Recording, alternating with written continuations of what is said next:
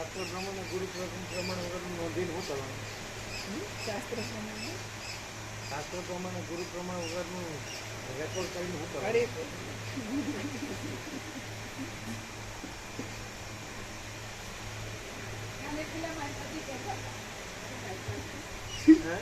કાલે પેલા માતાજી કહેતા હતા કે એ યુટ્યુબ જોતા હતા, એમાં એક રાયપુર જે છે ગુજરાત બહાર રાયપુર, ત્યાં કોઈ ગુરુજી છે પૂર્ણતાને પ્રાપ્ત થયેલા છે, એમના દર્શને જવાની અમને ઈચ્છા થઈ, ત્યાં એમને આ મળી ગઈ, એટલે કે હવે અમારે ક્યાંય જવાની જરૂર નથી. એટલે એમણે ક્યાંક સાંભળ્યું હતું, એટલે યુટ્યુબમાં જ જોતા હતા અને એમને એવી ઈચ્છા થઈ કે અમે આ ગુરુજીના દર્શને જઈએ. કોઈ રાયપુરના મહાત્માનો વિડીયો જોયો હશે, પછી જેમ વિડીયો જોતા જોતા પાછળ સિક્વન્સમાં આવે ને એમાં એમણે પ્રભુનો વિડીયો જોયો, એટલે કે અહીંયા આવીને દર્શન કરીને પછી કીધું હવે અમારે ક્યાંય જવાની જરૂર રહી નથી.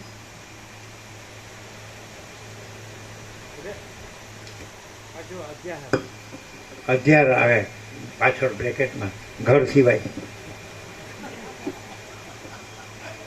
હવે અમારે ક્યાંય જવાની જરૂર નથી, ઘર સિવાય. એમને પૂર્ણતાની પ્રાપ્તિ, પૂર્ણતા છે એવો અનુભવ થયો એટલે કીધું કે ક્યાંય જવાની જરૂર નથી. ધરતીનો છેડો ઘર.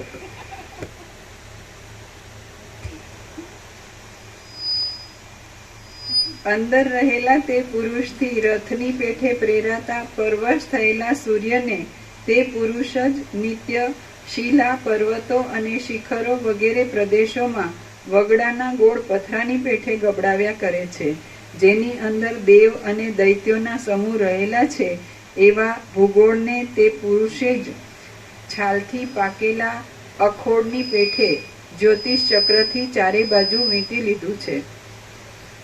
સ્વર્ગમાં કલ્પાયેલા દેવતાઓને, પૃથ્વીમાં કલ્પાયેલા મનુષ્યોને અને પાતાળોમાં કલ્પાયેલા સર્પોને તે પુરુષ સ્વસંકલ્પથી જ જર્જરિત કરી નાખે છે. અરે જગતના ઈશ્વરની સાથેના યુદ્ધમાં પણ જેણે પરાક્રમ મેળવ્યું છે તે મહાવીર કાળ અયોગ્ય પ્રકારથી જ જગતને વશ કરીને ફૂલાયા કરે છે. પુષ્પોની વૃષ્ટિરૂપ મદની વૃષ્ટિઓથી દિશાઓના સમૂહને સુગંધિત કરી દેનારો વસંતરૂપી મદોન્મત્ત હાથી ચિત્તને ચપળ કરી નાખે છે. પ્રેમ પાત્ર થયેલી સ્ત્રીના ચપળ કટાક્ષોથી પરવશ થયેલા મનને મહાન વિવેક પણ સ્વસ્થ કરવાને સમર્થ નથી. હું ધારું છું કે જ્ઞાની પુરુષ જ પરોપકાર કરનારી, પરાઈ પીડાથી પરિતાપ પામનારી અને આત્મવિચારથી શીતળતા પામેલી બુદ્ધિને લીધે સુખી રહે છે. હું ધારું છું કે જ્ઞાની પુરુષ જ પરોપકાર કરનારી, પરાઈ પીડાથી પરિતાપ પામનારી અને આત્મવિચારથી શીતળતા પામેલી બુદ્ધિને લીધે સુખી રહે છે. આ જીવિત રૂપી સમુદ્રમાં ઉઠી ઉઠીને બેસી જતા અને કાળરૂપી વડવાનલમાં પડનારા અનેક પ્રકારોરૂપી તરંગોને કોનાથી ગણી શકાય એમ છે. દોષરૂપી ઝાડીઓમાં રહેનારા સઘળા મનુષ્યરૂપી મૃગો મોહને લીધે દુષ્ટ આશારૂપી પાશથી બંધાઈને જન્મરૂપી જંગલમાં માર્યા જાય છે. જગતમાં અનેક યોનિઓમાં ભટક્યા કરતા જીવોનું આ આયુષ્ય વારંવાર એના એ કુકર્મો કરતા કરતા ક્ષીણ થાય છે.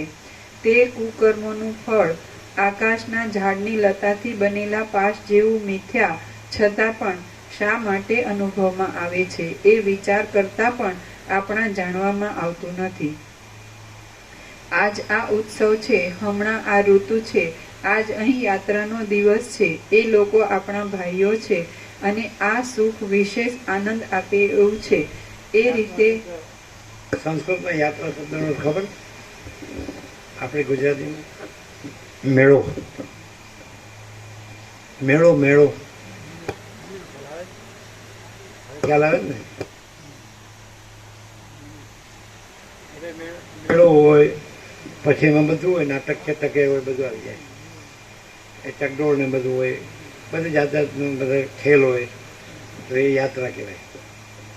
મેળામાં જાય ને બધા ફરવા.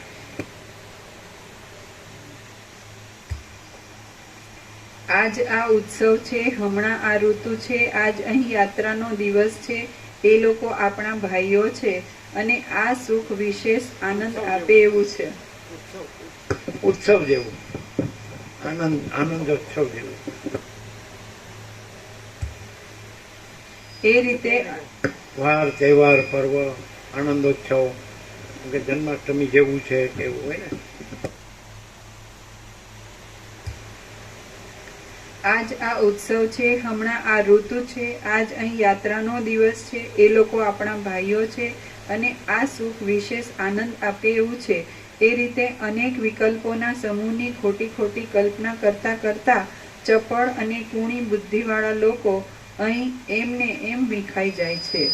શ્રી યોગ વાસિષ્ઠ મહારામાયણમાં વૈરાગ્ય પ્રકરણનો દૈવ દુર્વિલાસ વર્ણન નામનો સર્ગ 26મો સમાપ્ત. ઓમ ઓમ ઓમ. હજી વૈરાગ્ય ચાલુ જ છે ખાલી. પ્રસાદ આપીએ.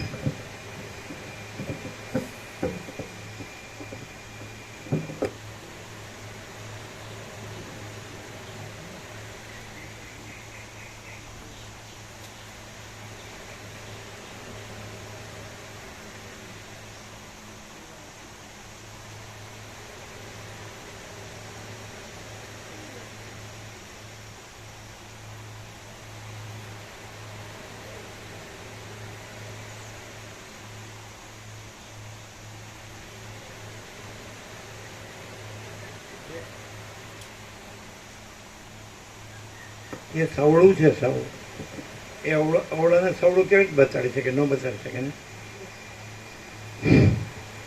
જે સવળું છે એ અવળાને સવળું કેવી રીતે બતાડી શકે? મુસીબત છે.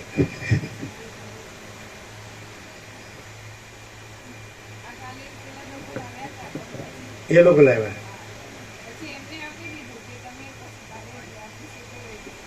હે? એમને આપી દીધું.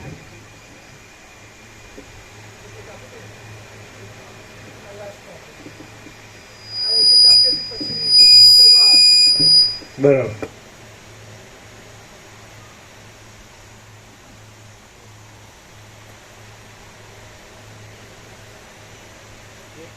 કોઈ આવે ને પહેલી વાર આવે કે વર્ષોથી આવે, પણ એને એટલે ગમ પડી જાય ને, ખબર પડી જાય ને કે આખો પ્રકાશ જ છે ને આ જે દેખાવ છે, દ્રશ્ય છે, એ ભ્રાંતિ કાંઈ જ નથી.